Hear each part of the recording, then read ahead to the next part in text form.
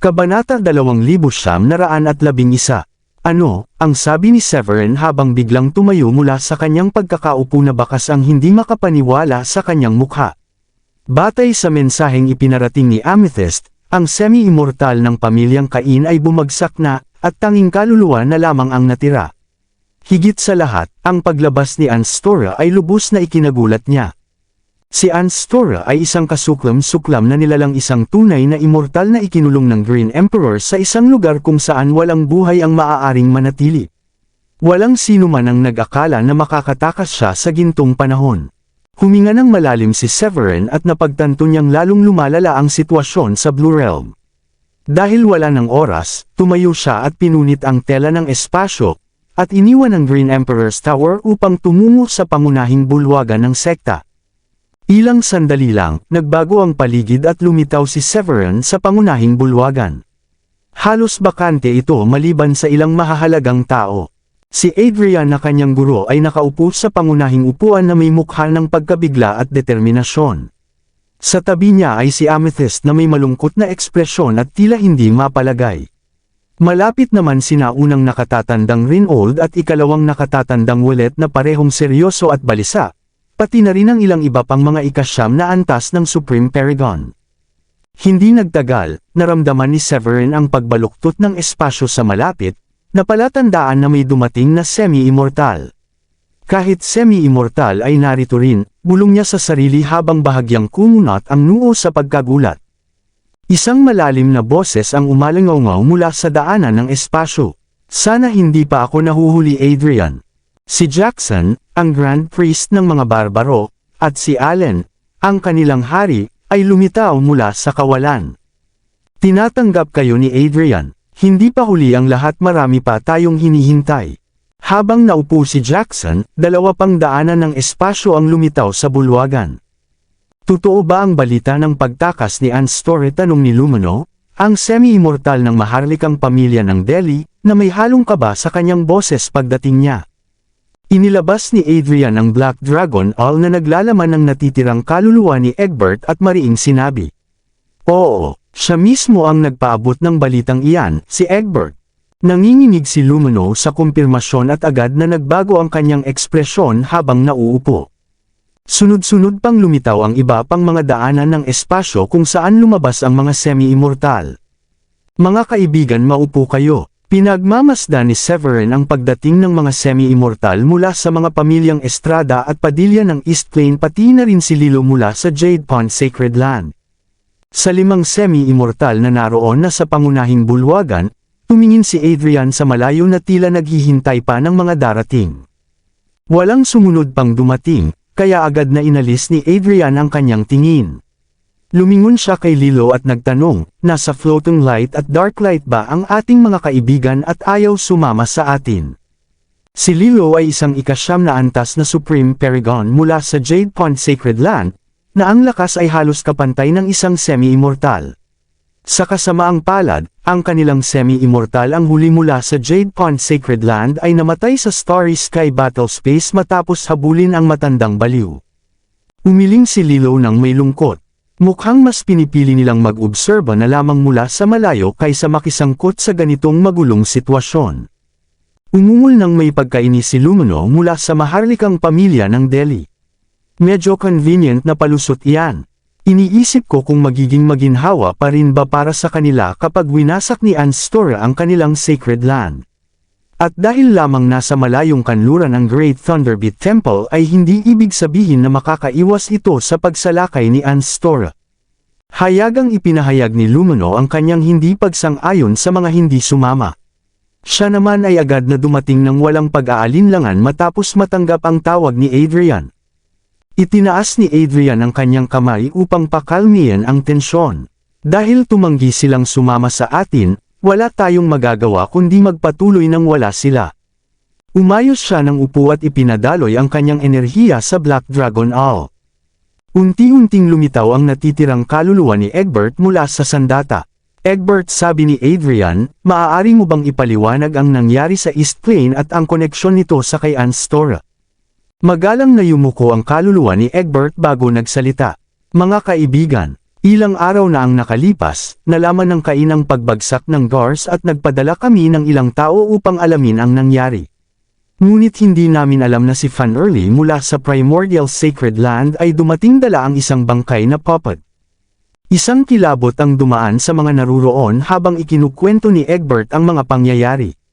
Lahat sila ay nakaramdam ng hindi maipaliwanag na pangamba, at si Severin ay labis na nayanig sa realisasyon na kahit isang semi-immortal tulad ni Egbert ay bumagsak sa isang simpleng puppet. Iyon pa lamang ay sapat na upang ipakita ang tunay na lakas ni Anstora. Makalipas ay nagtanong si Jackson ng may pag-usisa, paano kung si Daryl ay ginawang puppet at ang puppet na iyon ay kayang pumatay ng semi-immortal? Ibig bang sabihin ay nakamit na ni Anstora ang tunay na immortalidad? Tiningnan ni Abner ng Padilla, ang semi-immortal na si Jackson. Ang aming mga pamilya ay dating inapo ng dugo ng Green Emperor. May mga bulong-bulungan na nakamit na ng Anstora ang tunay na immortalidad. Sa kasaysayan, tuwing may tunay na immortal na umaangat, lumalakas ang selyo ng Sea of Heaven sa Forbidden Zone of Life. Sa tingin ko sinadya ni Anstora na huwag umakyat sa pagkakataong ito upang makuha ang posisyon bilang Lord of the Realm. Mas lalong nakagugulat ang bawat pahayag, at ang ekspresyon ng lahat maliban kay Severin ay namutla ng malaman na nais ni Anstora na kontrolin ang Blue Realm.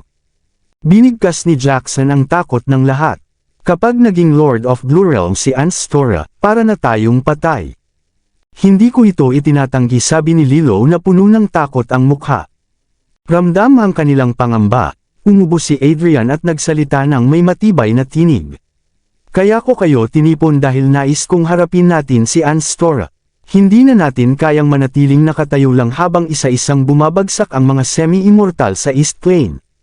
Maaari lamang nating takutin si Anstora kung tayo ay magkaisa. Ang kanyang pahayag ay tanda ng kanyang determinasyong harapin ng direkta si Anstora. Sumang-ayon si Abner mula sa Padilla. Ang pagtakas ni Anstora ay tanda ng paparating na sakuna.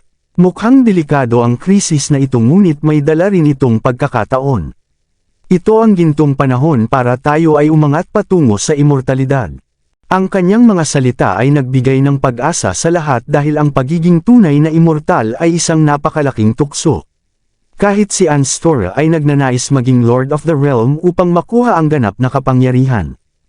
Ang determinasyon ni Abner ay nagpatahimik sa takot ni Jackson, Lumano, at ng iba pa na kanina ay puno ng pangamba. Si Severin naman ay napaisip sa sinabi ni Abner. Hindi ganoon kadali ang maging tunay na immortal. Hindi napigilan ni Severin na mapangiti ng mapait sa sarili. Ang tunay na anyo ni Anstora ay nakaligtas sa pagsupil ng dating Green Emperor, na tanging naitago lamang sa isang bawal na lugar sa loob ng napakahabang panahon. Ngunit ngayon, ang mga taong ito ay tila iniisip pa na maaari nilang gamitin ang paglabas ni Anstora para sa kanilang sariling kapakinabangan. Bukod pa roon, hindi rin maalis sa isip ni Severin ang pakiramdam na may mali sa lahat ng ito. Ang salaysay ni Egbert na siya ay napatay ng isang bangkay na puppet, at hindi mismo si Anstora, ay nagdulot ng kilabot sa kanya. Sakto namang habang balak niyang balon si Abner laban sa pagmamaliit sa kalaban, nakuha na ng usapan ang atensyon ng lahat dahil sa ideya ng pagkakataong maging immortal.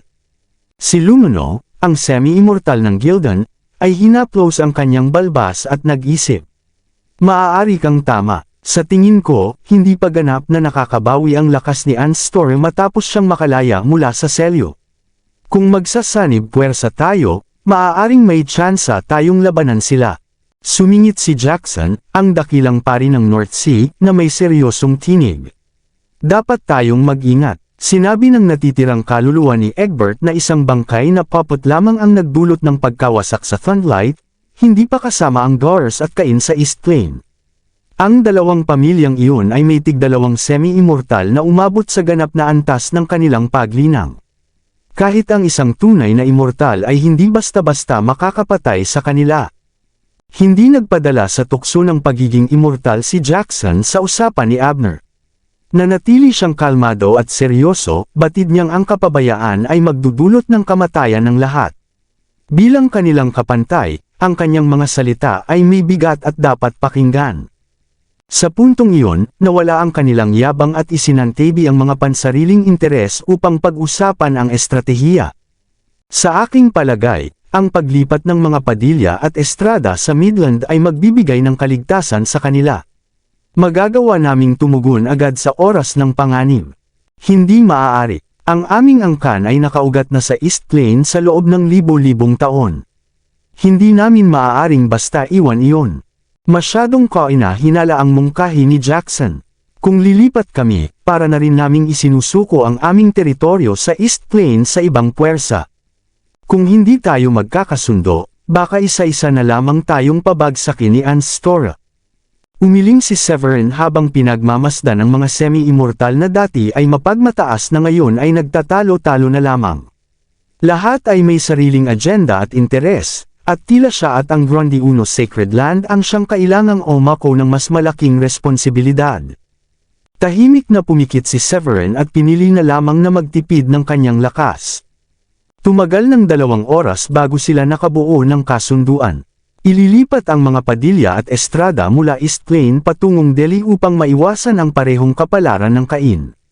Samantala, bawat grupo maging ang North Sea Barbarics, Grundy Uno Sacred Land, Jade Pond Sacred Land, at Delhi ay bubuo ng mga patrol na binubuo ng mga ikasyam na antas na Supreme Paragon at ilang Royal Paragon.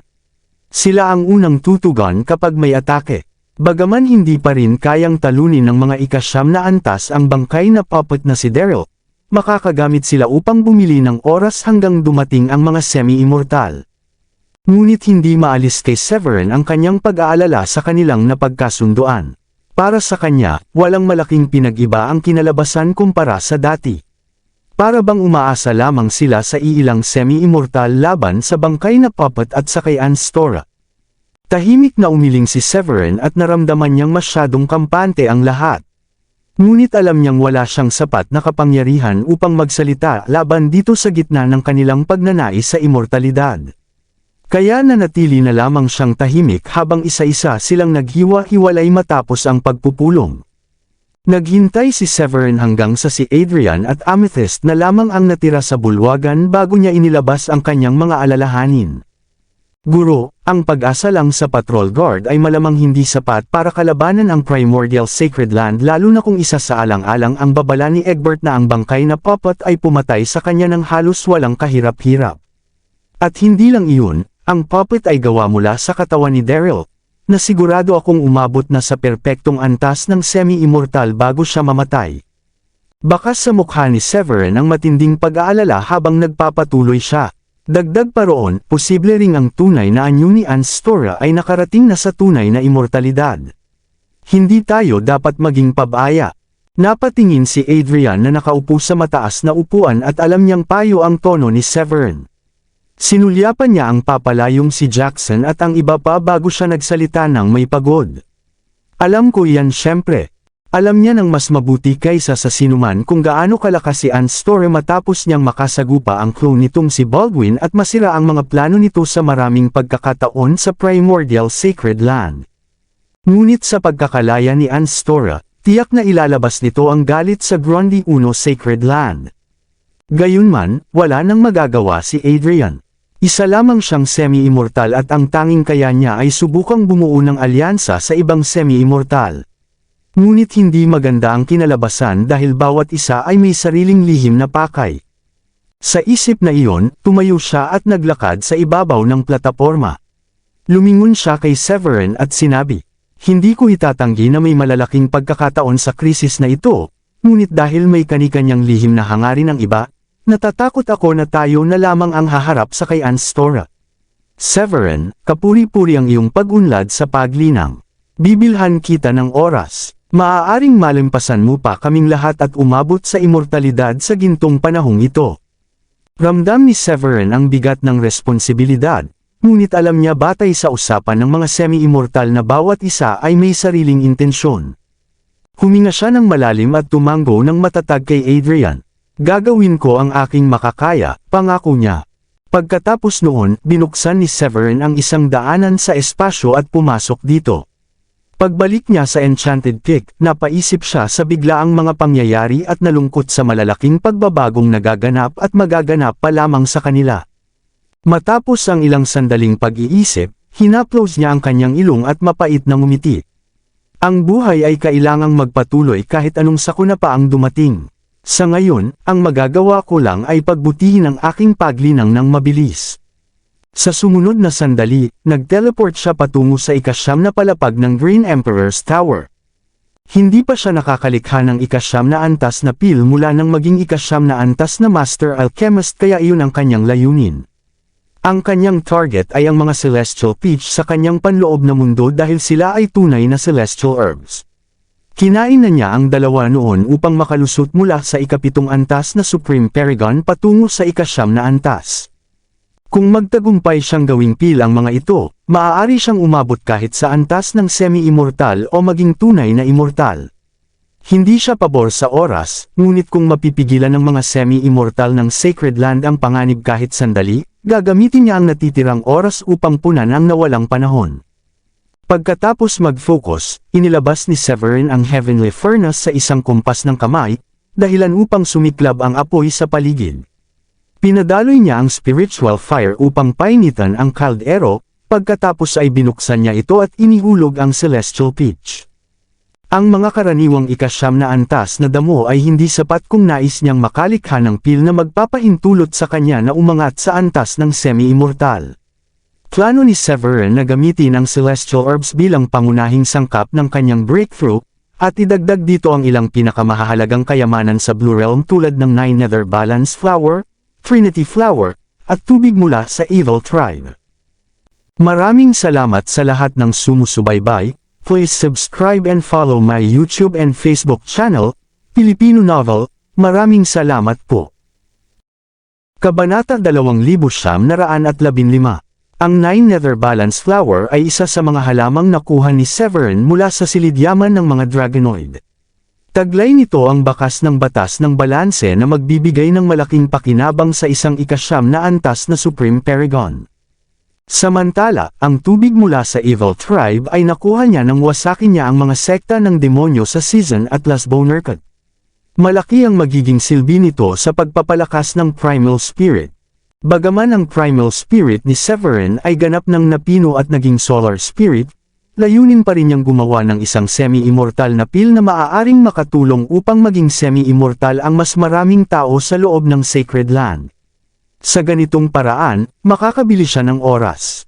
Halimbawa, sina Rinol, Wallet, at iba pang ikasyam na antas na Supreme Paragon ay nasa hangganan na ng kanilang enerhiya ngunit hindi pa dumaraan sa pagbabago ng kanilang Primal Spirit.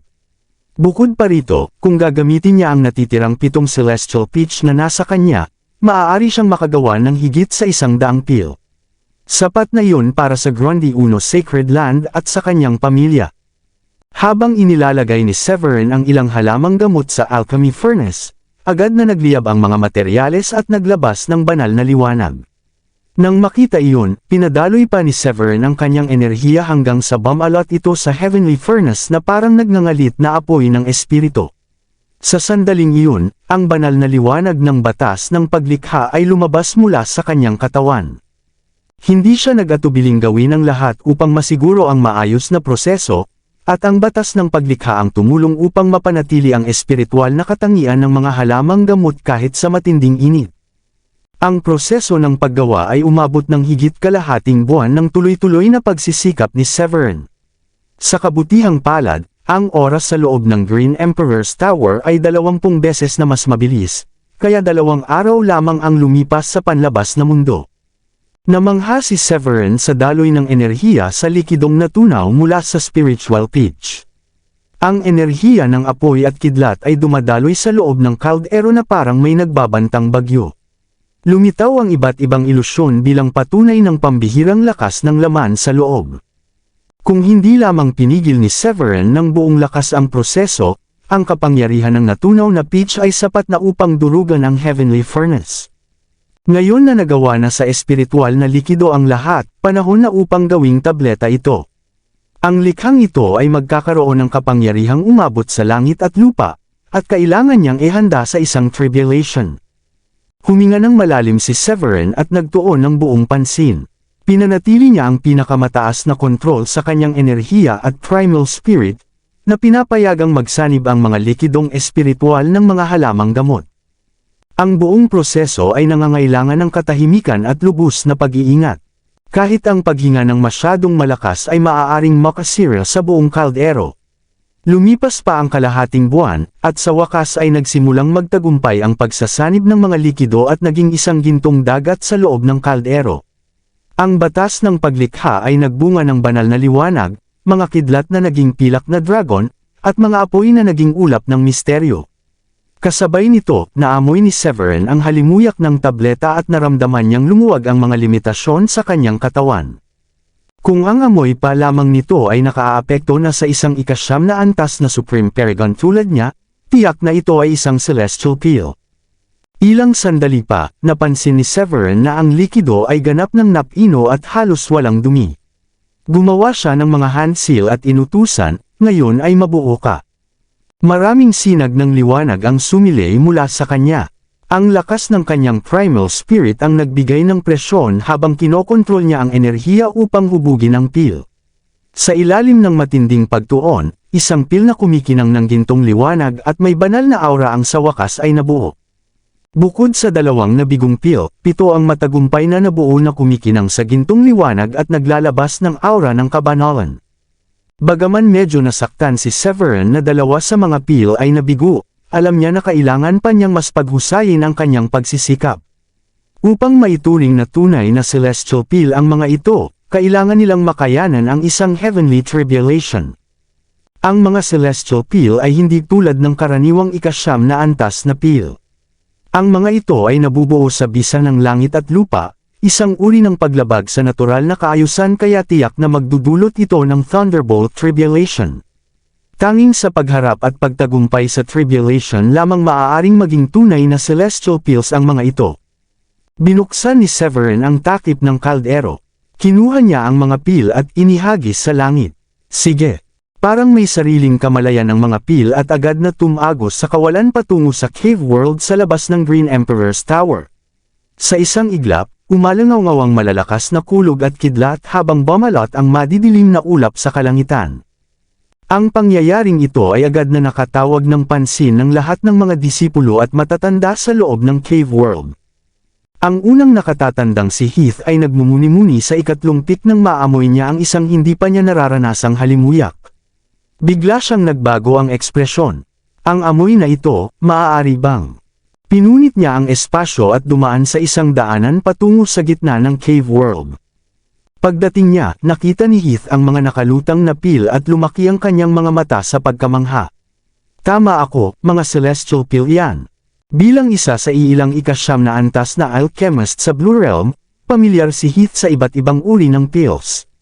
Ngunit nagtataka siya dahil wala siyang alam na celestial herb sa buong Blue Realm. Ang naisip niya lamang ay, ano ang ginamit na sangkap ng mga peel na iyan?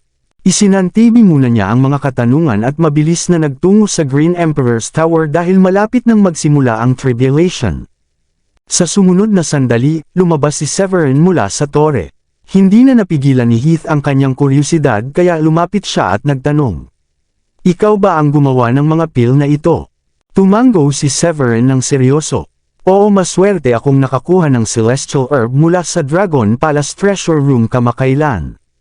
Hindi na idinetalye pa ni Severin ang iba at itinuon ang pansin sa tribulation. Ang 7 peel ay humarap sa kidlat habang tumagos sa madilim na ulap. Matapos ang sunod-sunod na pagsabog, isang makinang na gintong liwanag ang lumabas at nagliwanag sa buong cave world.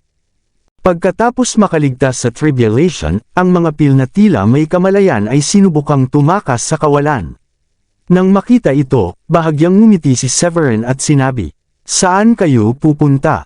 Sa isang iglap, ang kanyang makapangyarihang enerhiya ay naging isang hindi nakikitang puwersa na hamuli sa mga tumatakas na peel at ibinalik sa kanyang kamay. Si Rinold at iba pang lihim na nagmamasid ay lumitaw mula sa kanilang pagtatago, at maging si Adrian ay namangha sa nangyari.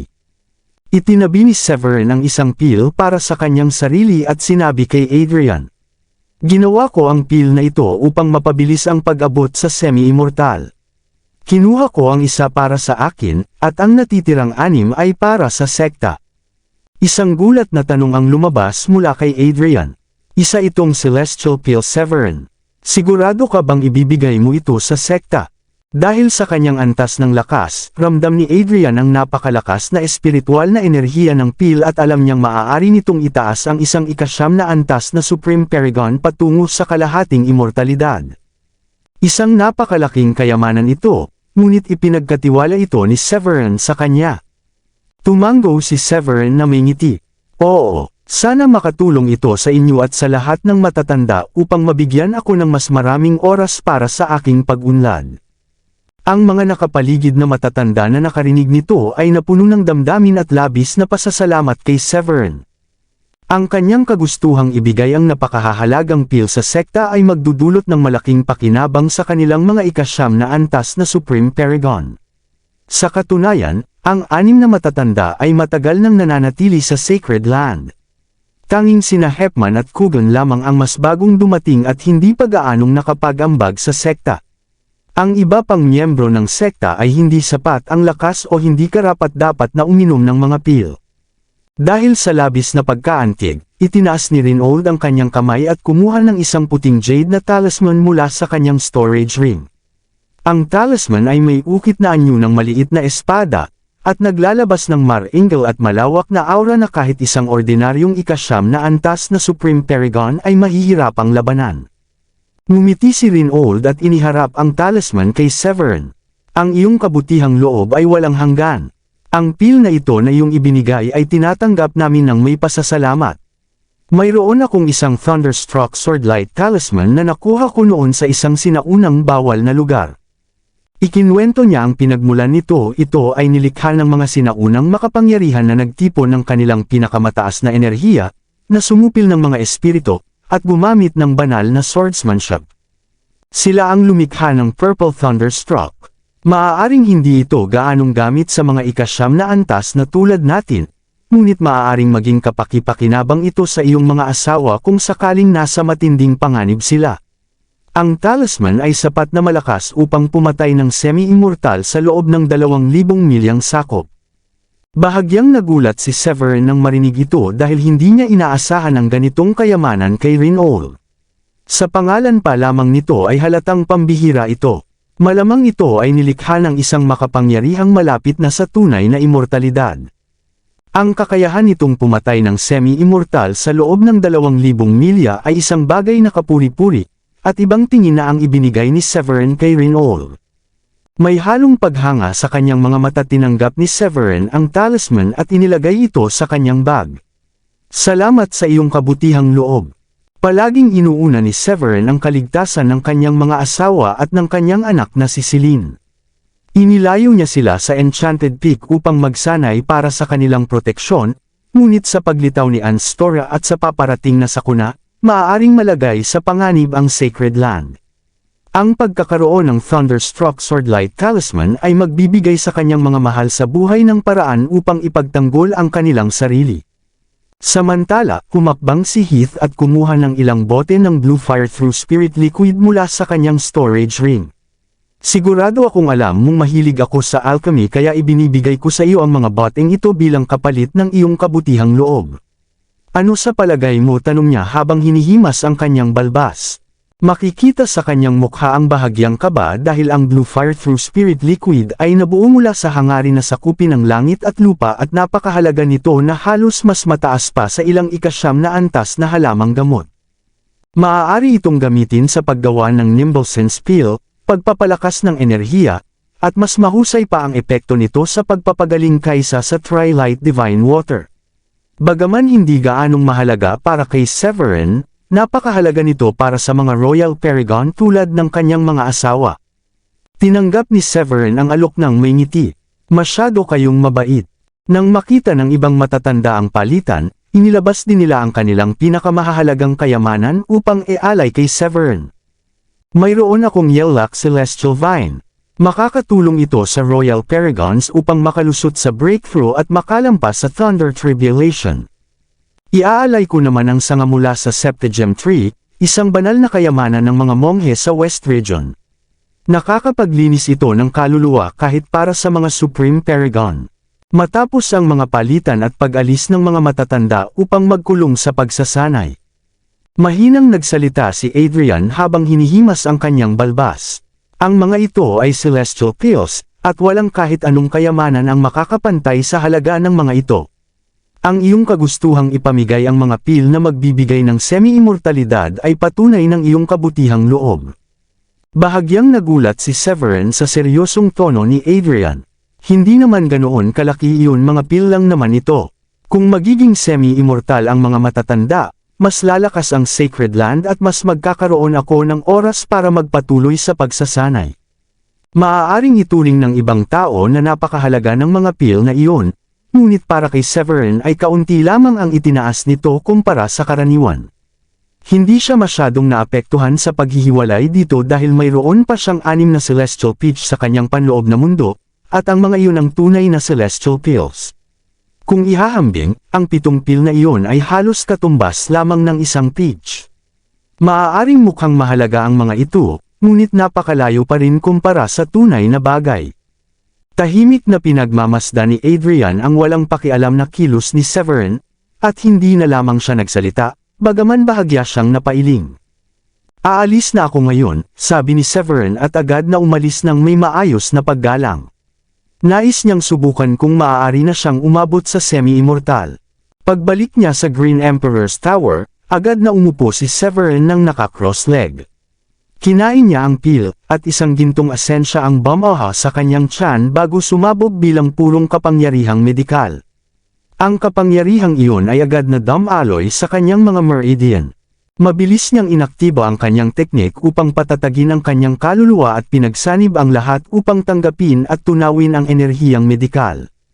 Sa ilang sandali, ang napakalakas na kapangyarihan ng pil ay umangat mula sa kanyang tiyan, dahilan upang magningning ang kanyang maputi at pinong balat sa liwanag ng kalangitan.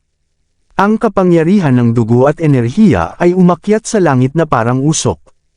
Habang nakapikit siya at lumulunok ng marahan, 2 ulap ng espiritual na hamog ang tila naglalaro sa kanyang ilong na parang mga dragon na lumalangoy. Makalipas ang ilang araw, ang anyo ni Severin ay nagliwanag sa gintong sinag na naglalabas ng makapangyarihan at mar-angle na aura, na parabang isa siyang hindi matinag na pinuno. Ang lakas ng kanyang dugo at enerhiya ay patuloy na dumadaloy sa kanyang katawan hanggang sa umabot ito sa kanyang sky-high point. Sa bawat sandali, naramdaman ni Severin na lalo pang lumalakas ang kanyang pisikal na katawan, hanggang sa lumampas na ito sa hangganan ng mga Supreme Paragon at maging ng mga Divine Protective Weapon. Alam niyang ito na ang simula ng ganap na perpeksyon ng katawan ng ikalawang hakbang patungo sa kalahating immortalidad. Noon pa man, ang primal spirit ni Severin ay naging solar spirit na, kaya tanging katawan at enerhiya na lamang ang kailangan niyang patatagin. Matapos kainin ang pil, unti-unting umabot sa perpeksyon ang kanyang pisikal na anyo, na nagdulot sa kanya ng matinding kasiyahan. Magtipon, ang malakas na utos ni Severin ay umalangaw sa buong silid, na nagpasiklab ng daluyong ng kapangyarihan sa kanyang katawan at mabilis na nagpataas ng lakas ng kanyang dugo at enerhiya. Ang hangin ay tila umuusok sa init na parang araw, habang ang dugo at enerhiya ay patuloy na dumadaloy. Ramdam niya ang kapal ng kanyang dugo at ang malakas na tibok ng kanyang puso na parang tambol ng digmaan. Habang lumalakas ang kanyang pulso, tila may mga kulog at pag-ungol ng mga hayop na naririnig mula sa loob ng kanyang katawan. Nabatid niya na ito na ang sandali kung saan ganap na napino ang kanyang pisikal na anyo, at ito ay isang napakalaking tagumpay. Sa sumunod na sandali, isang napakalakas na aura ang sumabog at yumanig sa buong cave world.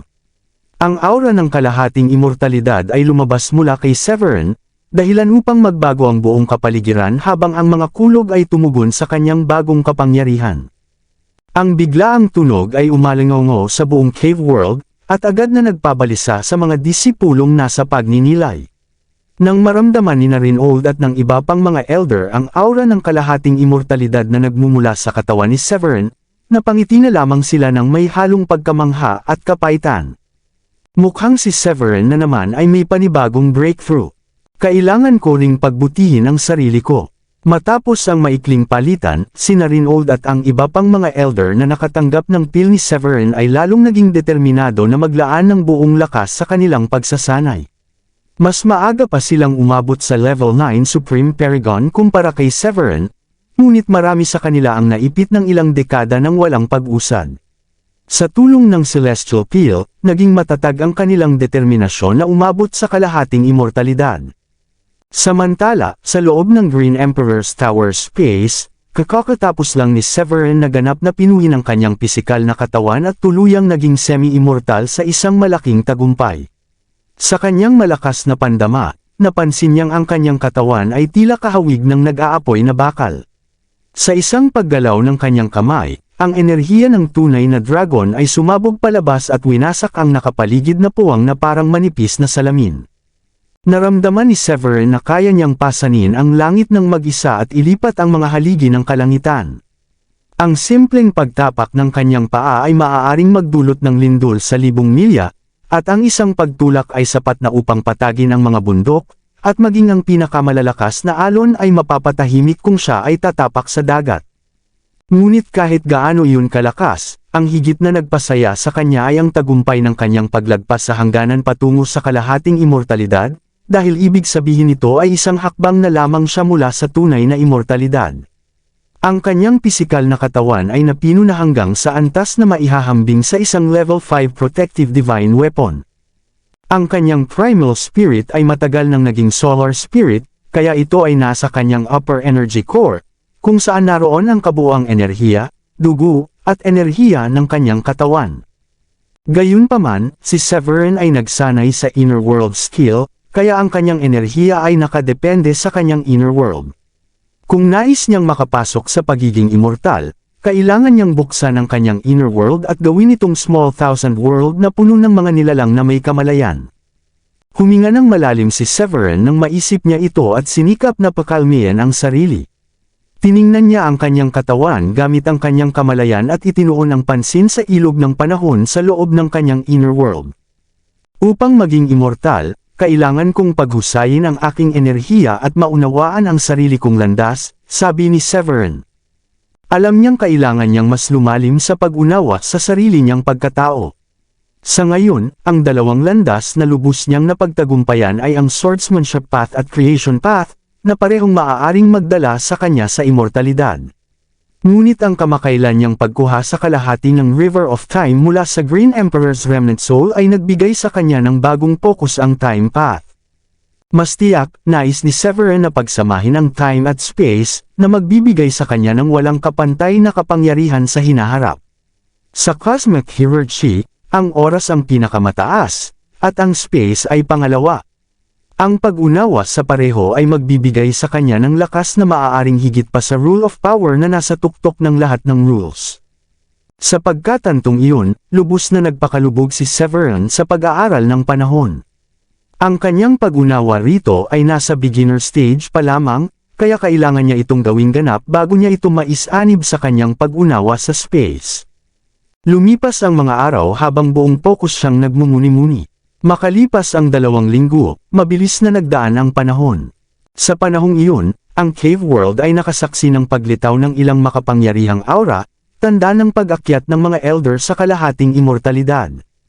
Ang peel ni Severin, kasama ang Green Emperor's Tower, ay nagpasimula ng kanilang pagbabago, kaya sina Reynold at ang iba pa ay tuluyang naging semi-immortal. At nangyari rin na ang sect leader na si Amethyst ay nakagawa ng breakthrough kasabay ni Severin, at siya ang naging pangalawa na umabot sa kalahating immortalidad. Kabanata 2920. Matapos ang breakthrough ni Amethyst, ang iba pa sina Reynold ang unang elder, Wallet ang ikalawang elder, Heath ang ikatlong elder, Mona ang ikaapat na elder, at Cuthbert ang ikalimang elder ay pawang naging semi-immortal din. Ang kanilang pasasalamat kay Severin ay walang hanggan, at nangako silang paprotektahan ang kaligtasan ng kanyang mga asawa sa mga darating na araw. Ang balita ng pag-akyat ng 6 na bagong semi-immortal na elder ay nagdulot ng malakas na pagkabigla sa buong sekta. Ang Menzi at ang Burks, na mga bagong dating sa sekta, ay punong-puno rin ng kasiyahan. Sa sandaling iyon, alam ni na Hepman at Coogan na ang pakikipag-alyansa kay Severin ang isa sa pinakamainam na desisyon na nagawa nila sa kanilang buhay. Habang lumilipas ang panahon, isa-isang lumabas mula sa seclusion ang 6 na bagong semi-immortal na elder. Nais sana nilang personal na magpasalamat kay Severin, ngunit nalaman nilang nasa pagninilay pa rin siya. Kaya wala silang ibang nagawa kundi iparating ang kanilang pasasalamat sa pamamagitan ng mga mensaheng ipinadala sa kanyang divine senses bago sila umalis. Ang lahat ng nangyayari sa labas ay hindi namamalayan ni Severin, na patuloy na abala sa pag-aaral ng oras sa loob ng Green Emperor's Tower. Dahil sa matinding dedikasyon, lalo pang lumalim ang kanyang pag-unawa mula sa beginner hanggang sa great success. Parang isang bihasang practitioner na nasa malalim na meditasyon, unti-unting iminulat ni Severin ang kanyang mga mata habang nakaupo ng naka-cross leg. Sa isang marahang galaw, kumuha siya ng 2 buto ng alchemical herb mula sa kanyang storage ring at itinanam ang mga ito sa isang paso. Pagkatapos, naglabas siya ng gintong liwanag mula sa kanyang mga daliri at hinawakan ang ilog ng panahon na umagos sa palibot ng paso. Sa loob lamang ng ilang sandali, ang mga buto ay nagugat, tumubo, at naging mga halaman na parabang 10,000 taon na ang tanda. Higit pa rito, kalahating oras lamang ang lumipas sa buong proseso. Hahaha, sa wakas ay naabot ko na ang great success sa Rule of Time.